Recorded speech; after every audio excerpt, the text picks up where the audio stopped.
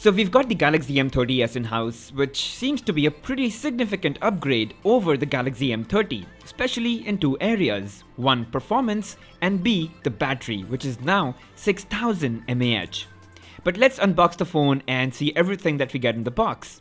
So there you go guys, that's the Galaxy M30s in sapphire blue color, which seems to have this subtle, soft gradient in a plastic body, but let's talk about that a little later.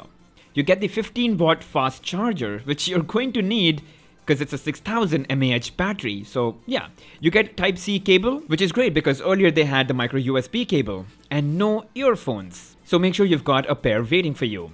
And you do get some documentation, but I don't feel that there is any plastic or rubber casing. And yeah, it's not. Also, the phone does not come with a pre-applied screen protector. So that's everything you get in the box. Let's get on with the review. The back of the device, and specifically this color, is what you'd notice first. It's kind of nice. I like the subtle gradient that it has. However, I do have an issue with the choice of materials. It's plastic and it feels very plastic. I mean, the Galaxy M phones are really very good value for money, but I really wish if they could have used polycarbonate instead. But I really like how the gradient flows all the way to the edges and the bottom of the phone. Now there is the Type-C port, the headphone jack, and the speaker grill at the bottom, along with a tiny microphone for voice input. And at the top you have your triple camera setup with LED flash and a physical fingerprint sensor, which frankly guys is actually faster than in-display fingerprint sensors. The camera department has received a significant upgrade. The primary lens is now 48 megapixel, you get an ultra-wide lens at 8 megapixel and a depth sensor at 5 megapixel. The phone can run 2 SIM cards and 1 microSD card expandable to up to 512 gigs, all 3 at the same time. In all honesty, the Galaxy M30s is a pretty good looking device, especially this color. But the plastic is a bit of a letdown and polycarbonate would have been great. It's wide, sure, it's not too wide though.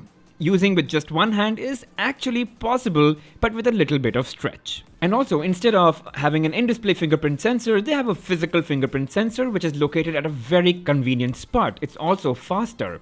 And this is a 6000 mAh battery device, so it might feel a little on the bulkier side. And now let's talk about the display.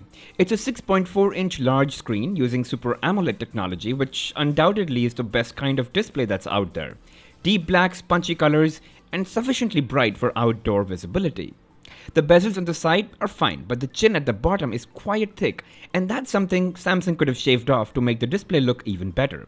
The top bezel is quite thin and it's got a U-shaped notch that houses a 16 megapixel front-facing camera.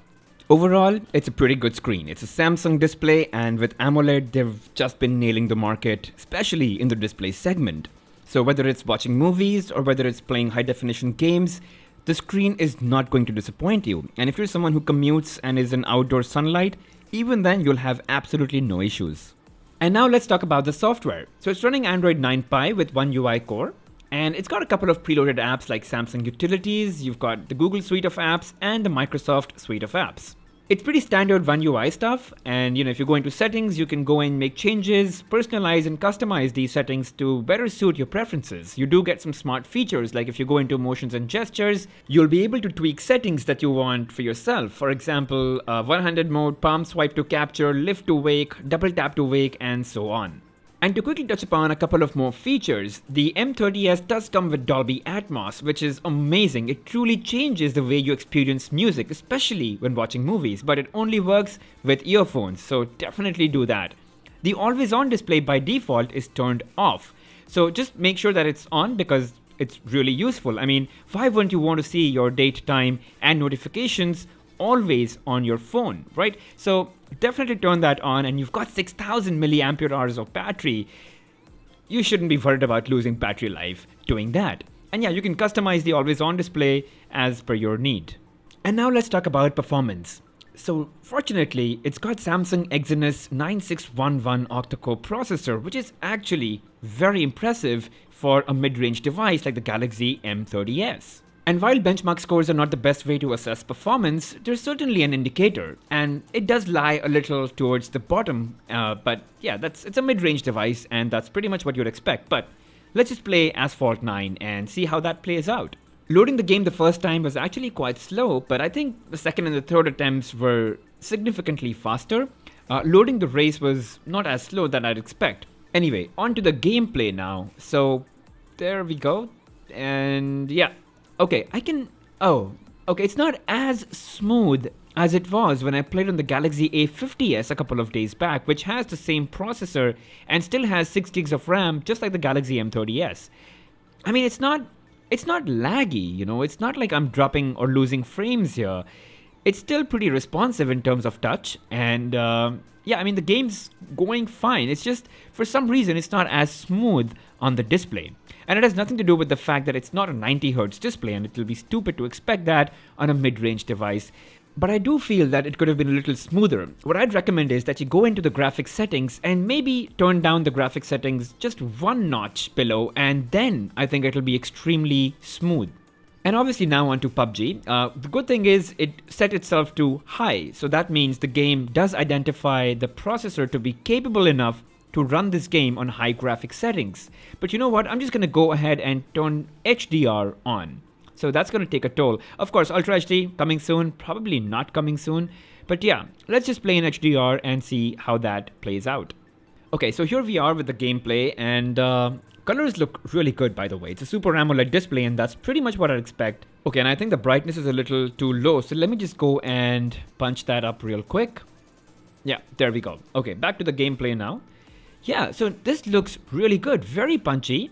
Love the 6.4-inch display that we have here. And you look at those flares, the detailing is also quite nice. The reflection coming off the stones, the shadows, it's actually quite nice. Now look at the way the light is falling on the top of the aircraft. You know, it's playing really well with the angle, so you can see how well and quickly the textures are being loaded. And yeah, as I'm falling, you can see the clouds sort of come at your face, and the response to your touch is also pretty good. And this is what you'd expect from a phone that you're buying, because being able to play PUBG in high definition has become one of the deciding factors when people are buying a phone. It's half the reason people are buying phones these days. Anyway, coming over to the gameplay, I think it's pretty good. It's pretty standard, actually. It's what I'd expect from a mid-range device, and the Galaxy M30s is not disappointing me so far. The phone's also not getting too hot. Actually, it's not getting hot at all. And I think it's also got something called as Game Booster, which sort of optimizes your processor, your RAM, your network, and ensures that, you know, you're getting a good experience. Just a really smooth gaming experience, and that's what it does. And now let's talk about the camera, which has, by the way, gotten a significant upgrade. You get a 48 megapixel lens, then you get an ultra-wide lens at 8 megapixel and a 5 megapixel depth sensor. The phone ships with 12 megapixel as the default mode, not 48 megapixel. And here are some sample shots that I took. All these photos can be downloaded. The link is going to be in the description. So go ahead, download, look at these photos yourselves and see if you like what you see. And if you like the quality and the colors and just the overall appeal of the photo, then that means you like the camera. Now, as I said, it comes with 12 megapixel as the default mode. So you can go into the aspect ratio setting and choose 3:4 high, which means 48 megapixel. But very frankly speaking, guys, for example, this is a 48 megapixel photo and this one is the 12 megapixel photo. The only real benefit lies in the fact that a 48 megapixel photo can be edited much more without losing information as compared to a 12 megapixel photo. Otherwise, in general, they look pretty similar. Let's also look at some sample shots using the ultra-wide lens. The ones on the left are shot using the regular lens, and the one on the right is the ultra-wide shot. And you can see just how beautiful these ultra-wide shots are. In fact, the ultra-wide shots have a better dynamic range as compared to the regular lens. And I'm guessing that's a glitch, and Samsung would fix that in their next camera software update. So fingers crossed. While you can shoot 4K and 1080p videos, you can also shoot ultra-wide videos. And there are a couple of more modes that you get, like super slow-mo, hyperlapse. But then to access the depth sensor, you need to go into live focus. And here are some samples that I shot using the live focus mode. The background is very nicely blurred. I think it's pretty accurate. Actually, it's more accurate than what I see in Vivo phones. They tend to overly do that job. But yeah, this is pretty natural. And you can obviously change the level of background blur later in the gallery. So yeah, that's a flexibility that you have, but otherwise pretty good. Overall, the Galaxy M30s is a pretty significant upgrade over the Galaxy M30. And in this price point, it's actually a pretty good value for money deal. The 6000 mAh battery is simply phenomenal. And then you add that beautiful large display and a 48 megapixel camera. I think it's pretty sweet.